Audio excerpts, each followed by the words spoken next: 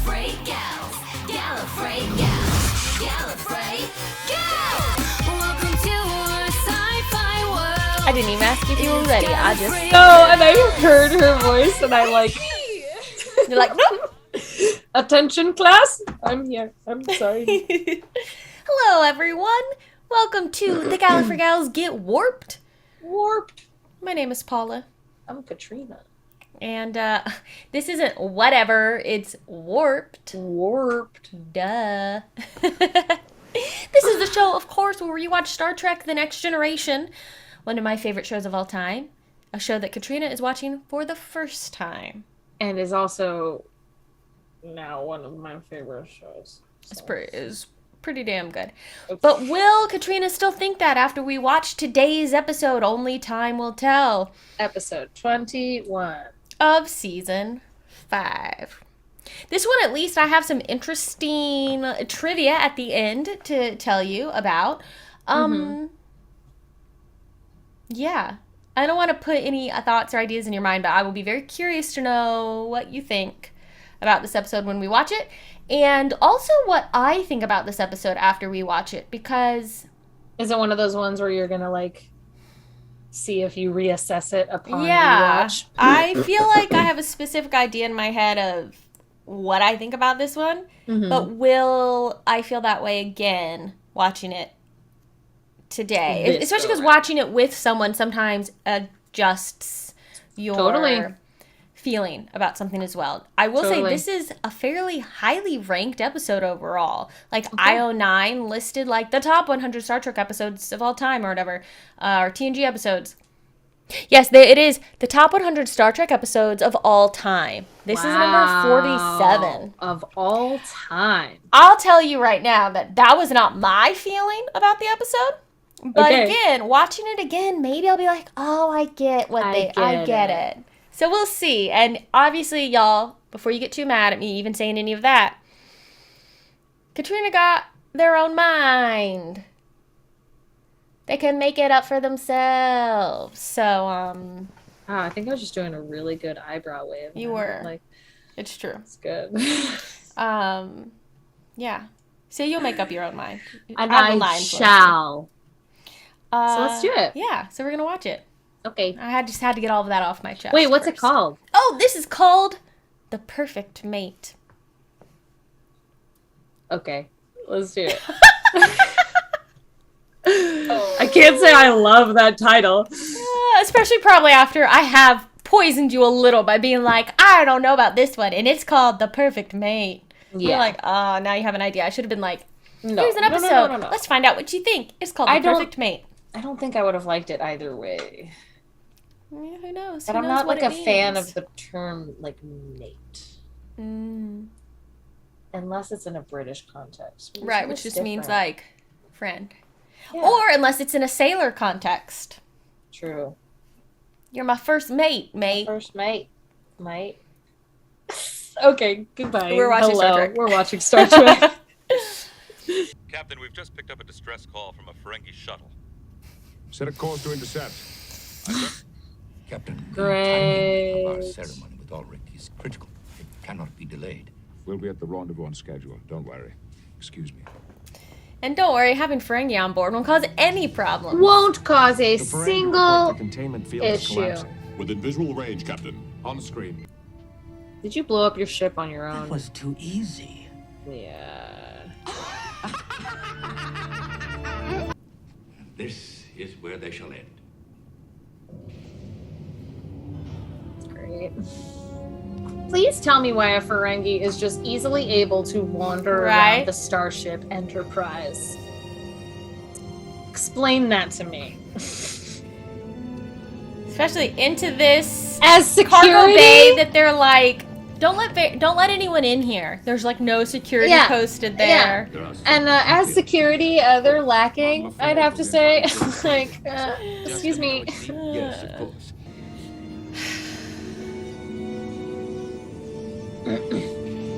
What's going on here?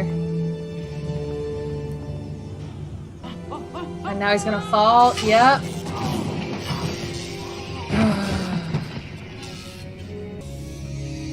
Oh boy. Get him out of here. Confine them both to their quarters. Put a guard in the door. Should have done that before. What is happening? Emergence. I mean, yeah, she's gorgeous. I am for you, Ulrika Volt. Uh-oh. No, not me. I'm not Ulrika Volt. No, Kamala. This is not Ulrich. This. You're angry. Why? There is a provision in the Federation Constitution that protects an individual's fundamental rights. Now, once you came aboard this ship... You're coming to my rescue. What a kind and generous purpose. But, Captain, I do not need to be rescued. The first female metamorph born on my world for over 100 years. A metamorph? A mutant. It's so funny because she also looks like the mutant from the X-Men movies who plays. Sense what a potential mate wants. Oh, wow. The greatest pleasure. She looks just like her. Yeah. To become that for him. You mean you change according to whatever man you're with? My body is producing an unusually elevated level of what you would call pheromones.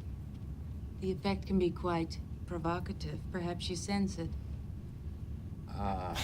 Riker's like, I sense that with everyone. Empath.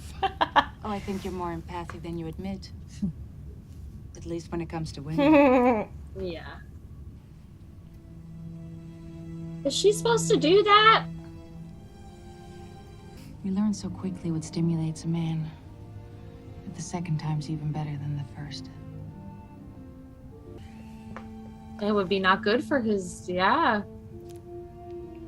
This has been very He's like, I have to get out of here. But I make it a policy never to open another man's gift. I know my role in history, Commander. Okay. It's gonna be a long voyage. She has been conditioned since the day she was born to believe it's perfectly acceptable to exist only to please men. But she was born to do this. And bred by those people to seal a treaty with the seductive coup de grace. All right, fine, good. Let's throw the Prime Directive to the winds. That slave trader who calls himself an ambassador, he has her confined to her quarters. She is a virtual prisoner in there. I love you, Beverly. Yeah. I didn't know that. It has been brought to my attention that you have been told to remain in here. That's true, I'm afraid. She's got a bit of a Julia Roberts At the request of thing female going on. that who too. believes I might be disruptive to your crew. Are all captains' lives so solitary? Or just yours? Don't. Yeah. What? Don't do this. This you do with men. You might as well ask a Vulcan to forgo logic. Or a Klingon to be non-violent. I cannot change. And I don't want to until the time has come for me to bond with my permanent mate.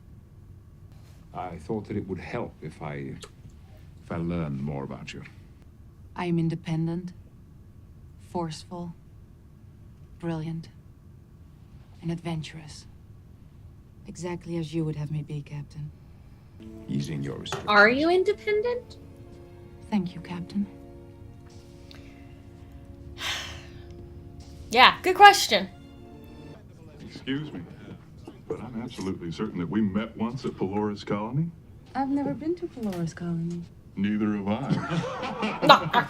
Why don't we find out what else we have in common? What a line.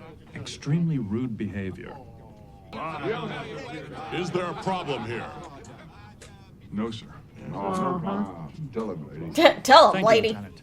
The crowd seemed a bit too ebullient for comfort. Perhaps you would enjoy a nice, quiet visit to the Arboretum. Oh my god.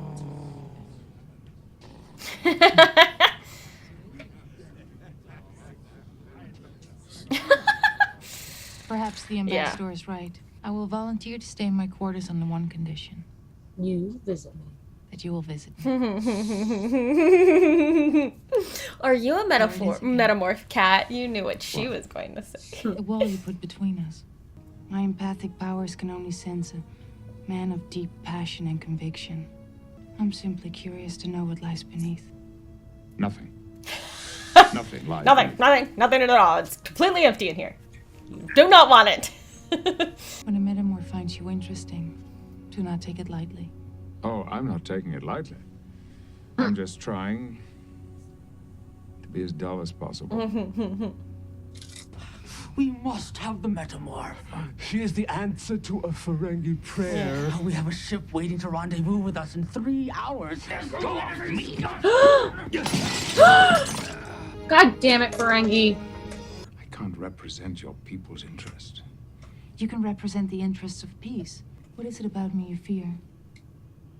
I think you know you're an empath. Unattractive. Right? Oh! I find you unavailable.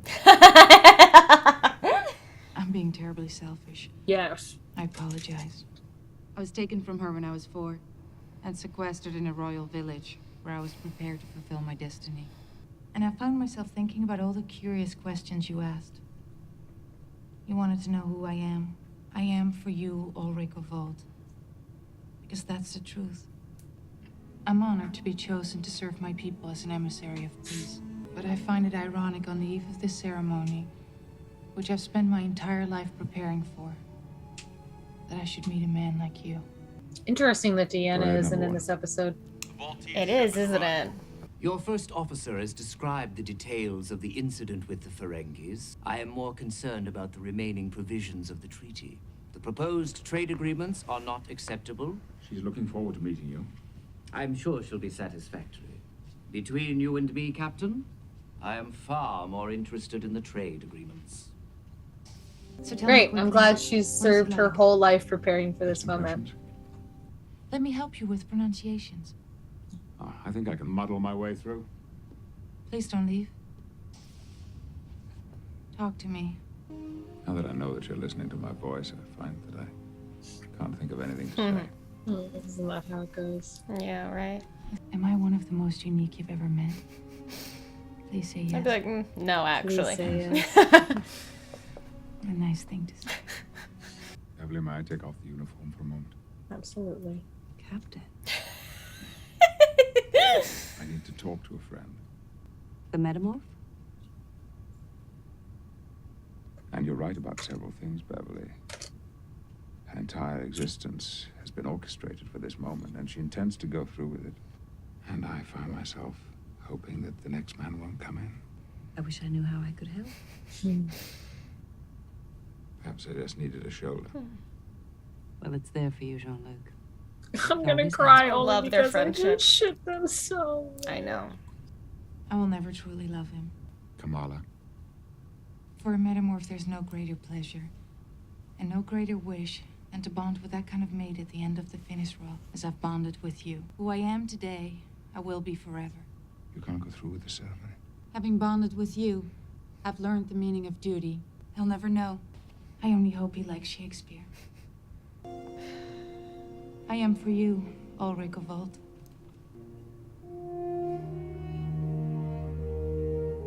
Kamala was able to guide me through the rituals.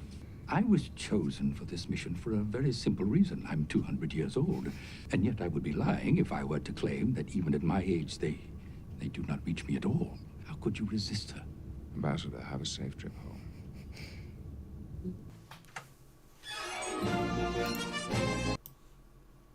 First and foremost, who wrote this episode?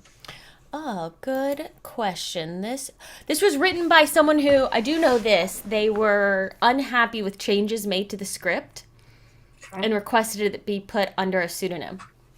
But it was a man. And it was teleplay by Gary Perconte, which is the pseudonym, and Michael Pillar, who's a showrunner. Story by Renee Echevarria and Gary Perconte. Again, Gary Perconte is a pseudonym. Let me see. It's in here somewhere. Who it actually is. Yeah. Terribly. Ruben Leader. It's the actual name. Terribly sad for him to admit to Beverly that he finds himself hoping that another man won't enter so she can be the person she is when he's with her. Yeah. And for that to be exactly what happened. What happens? And I feel so terribly conflicted. I have really mixed feelings. For me, and I'm curious about you, there are bits of this that are definitely just so unbelievably fucking male gaze, frustrating sexist. to watch. Like, also, why are none of the women attracted to her? That's my, like, literally, like, to me, you it's could more already interesting. Everyone should just be attracted to her, right? Yeah. Everyone. But her whole goal is to be the perfect mate for a man. For a man, specifically. And it's what? But there's a lot of stuff in it, like, there was but I also stuff find in the this. episode enjoyable. Like, yes. I laughed at a lot of it. There's some silly stuff. I think there's some deeply romantic, touching, meaningful things in this relationship. Actually, Absolutely. like, there are good moments. Like, yeah. But what I don't need is Riker saying, "I never open another man's gift." That is gross. I don't That's a need gross that. That's disgusting. Yeah. That's disgusting. We are now referring to a woman, a human being, as if she is property, as if she is a material that which you serve on a platter for someone. Nope, and never open a man's gift. And then we get into the more complicated, deeper conversation of virginity and how that is a fucking concept that's completely fucking made up. It's utter bullshit. So yeah, that whole comment is like just riddled with a bunch of stuff that makes me really fucking angry. Yeah. He said that and I literally was like, it's gross. It's a gross line. like, I literally was like, oh god. Yeah. Oh, that's disgusting. It's so gross. And I'm not sorry if that opinion upsets you. Well, it's like, I know there are going to be people who are like, well, he just means like she is literally a gift. So he doesn't mean that all women are, he wouldn't touch another man's property who is a woman. He just actually means a gift. But you cannot separate the context of the situation where he's saying the line from its interpretation. And it's yucky. Yeah. What was it? The other, I was trying to like jot down things because I could feel myself moment by moment being like, and I literally wrote down written by men ? And I would like to say that I didn't just assume, I just put a question mark for as a question to ask at the end of the episode. They do at least include like Beverly Crusher being like, what the fuck? Yeah. But yeah, and you know, it is what it is. But yeah, it is very male gaze is the term gotta I would love use. Yes, for sure. And you gotta love that Deanna Troi wasn't in this episode, because I feel like how could you morally have her on that ship and allow, like, I don't know, it feels like she would have been just as heavily against this as Beverly is, but maybe even more so. And I guess they don't want two empaths in the same episode or whatever the fuck. So. Which is silly because I think that's actually a really cool thing to kind of play with. I think it would have been really interesting. It's in the bar in 10 Forward. There were some moments of like, okay, haha, like she like, you know, with the thing with Worf or whatever. But I really hate how disgusting those guys were. Which the miners were. Then, because then there's going to be the argument of like, oh, but she was exuding pheromones that made them act that way. And it's like, no, they are who they are, and they're acting in the way that they would. And they were gross. Yeah. And I don't like that she was like, he's just being playful. It's just funny. It's just a joke. Even though, like, it's clearly from a narrative standpoint, you can see that it's an example. It's them saying, look how she's changing to be like them because she can sense what they want. So she's being what they want. But again, it's irresponsible. Written because it's not just a joke. And if you think it's okay to talk to people like that, it's not just a joke. It's not just playful. Don't. Mm-hmm. And it's very... the whole time I was wondering, like, okay, because I knew I was going to say, like, when was she taken from her family? How old was she? 4 years old. She was groomed. Yeah.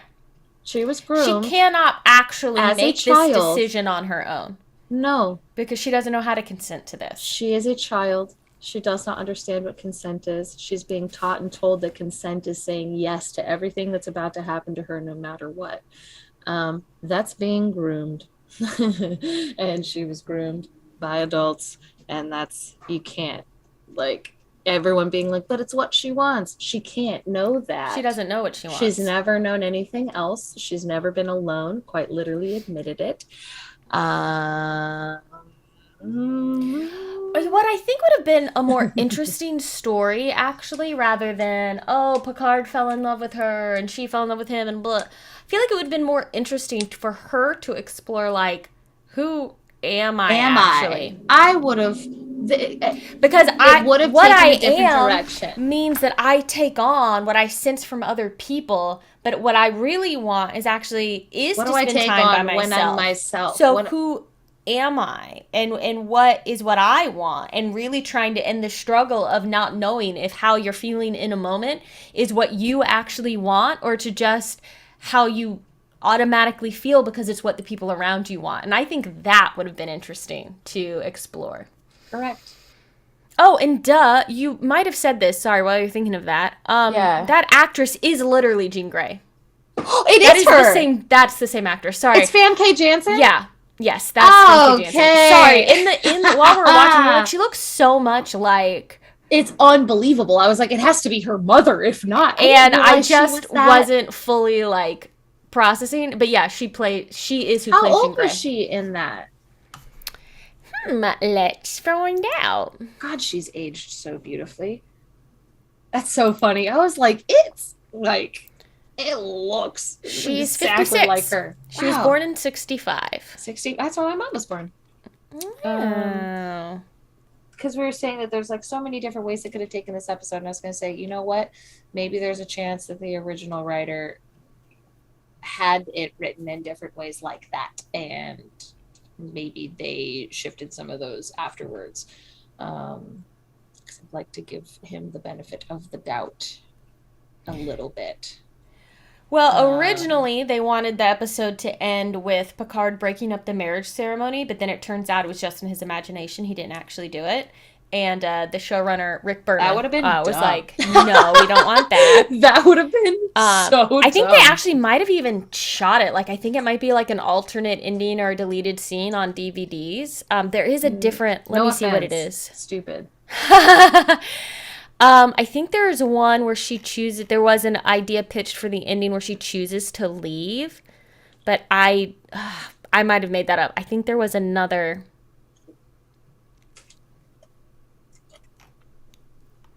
Let me find it. Love it. Famke's, how do you say her name? Famke? I say Famke. Famke's character in this episode also introduces herself as an empathic mutant, a description also shared by the character of Jean Grey. Mm-hmm. It's so crazy. She literally was like, I'm a mutant. And I was like, God, you look just like Jean Grey. and sorry, I'm sure people are yelling at the screen at that point. It is! And I just didn't quite, okay, hold on a second. She is so beautiful. 2 additional endings were considered but not filmed. One of these had Kamala interrupting the ceremony to decline both Ulrich and Picard. She says, through Picard's influence, she's been enlightened and is going off in search of adventure, leaving both men standing there. But they said that got overruled. And they said, no, we aren't going to do it that way. So it's interesting. But yeah. Dumb. So that is The Perfect Mate. Listen, I'm not sitting here saying I hate it or anything like that. I just don't love it. Yeah. It just feels a little icky. It's not fun to watch someone be treated like property. To go, I want to be property though. It's really hard. And again, like, it's really difficult in as if you are a male audience watching this right now, it's just something you won't ever understand. Because that's how I was raised to believe what I was, is that I'm just property that's meant for someone else for the male gaze or whatever the fucking, case may be. So yeah, it's not super enjoyable to sit and watch someone be like, but no, it's my purpose. It's like, okay. Yeah, it's like, no, it's not. It doesn't need to be your purpose to please another human, male or female, whatever it is. It is no one's purpose, sole purpose to just be what someone else wants you to be. God, no. No one should have to feel like Christ. That. Absolutely not. So, on the plus side, on the devil's advocate here, sci-fi is, I think, good, hard sci-fi should be getting us to have difficult conversations like this. Exactly. Absolutely. And that is still why TNG is one of the greatest TV shows of all time. Because even if we're like, we don't like that, it has sparked an interesting philosophical discussion on... Which is why I can't say I hate this episode. It's why I can't say any... Like, I still have so much respect for the show. And we love things that spark conversations like this. And we love, it's what it's about. And that's what sci-fi is about, in my opinion, as well. That's what they should be doing. Anyway. Sometimes it's meant to be fun and silly, but if you can use it to make people think outside of their own box, fuck yeah. So on that note, I don't know, check out our Patreon. Sign up and you get full-length reactions. You think that discussion made you angry, just wait till you sign up for our Patreon and see the full-length reactions where we say all kinds of nonsense. All sorts of stuff. You also get access to our Discord community, again, full-length reactions, and you get the reactions a little bit earlier than the people on YouTube. And you help make the continuation of this channel literally possible. So thank you. We appreciate you. We love all our patrons. Subscribe to the channel, like the video, comment as well. Let us know how spicy you're feeling. That's right. But be nice. And stay tuned. Join us next time. Stick around. What do we say? Catch your Gallifrey Gals next time as we boldly watch what I have never watched before. I don't know what's wrong with my brain. Goodbye. Engage. Hey guys, thanks so much for watching. If you liked this video, go ahead and give it a little thumbs up. And if you want to be notified when we post new content, go ahead and subscribe to our channel and hit that little bell in the corner.